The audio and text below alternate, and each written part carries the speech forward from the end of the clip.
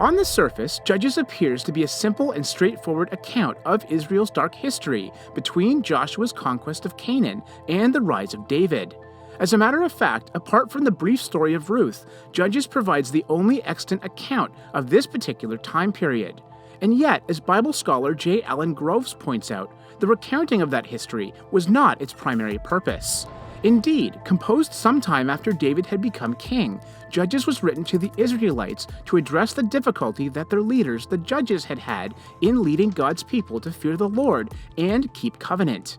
Failure to follow the Lord by fearing him and keeping his covenant threatened Israel's continued peace and presence in the Promised Land.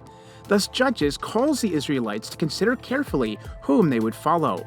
More particularly, Judges' purpose is number one, to demonstrate the failure of Israel's leadership to pass on the knowledge of God to the next generation or to lead them in covenant keeping, and number two, to argue for a better leader, a covenant-keeping king, not a judge, from Judah, not Benjamin, David, not Saul.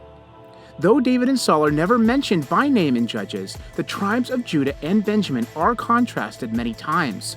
In fact, the book opens by noting the crisis in leadership created by Joshua's death, and God's answer that Judah would lead Israel in completing the conquest. Judges then continues by outlining the general success of the tribe of Judah in taking their allotted inheritance, and the almost universal failure of the other tribes to do likewise, with the tribe of Benjamin being first on that list. Benjamin also instigated a civil war in Israel, causing all the other tribes to war against him.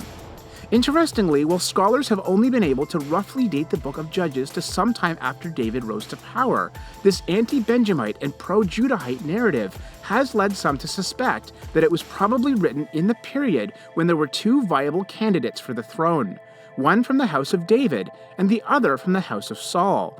That is the period when David was king in the south in Hebron, and Ishbosheth, the son of Saul, was king of the 10 northern tribes in Ephraim. If this is correct, then the writer of Judges was encouraging his fellow Israelites to choose and follow King David.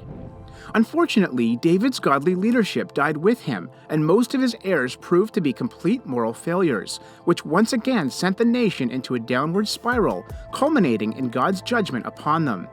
And so the Old Testament story as a whole still cries out, like the book of Judges does, for a leader who would be faithful to God and lead his people in keeping covenant. Significantly, that cry is answered in Christ Jesus, who of course was also from the tribe of Judah and descended from David. Therefore, the book of Judges called its original audience to follow a king who would lead them in knowing and fearing the Lord. And now it issues the same call to us, except that the king to follow is no longer David, but Jesus.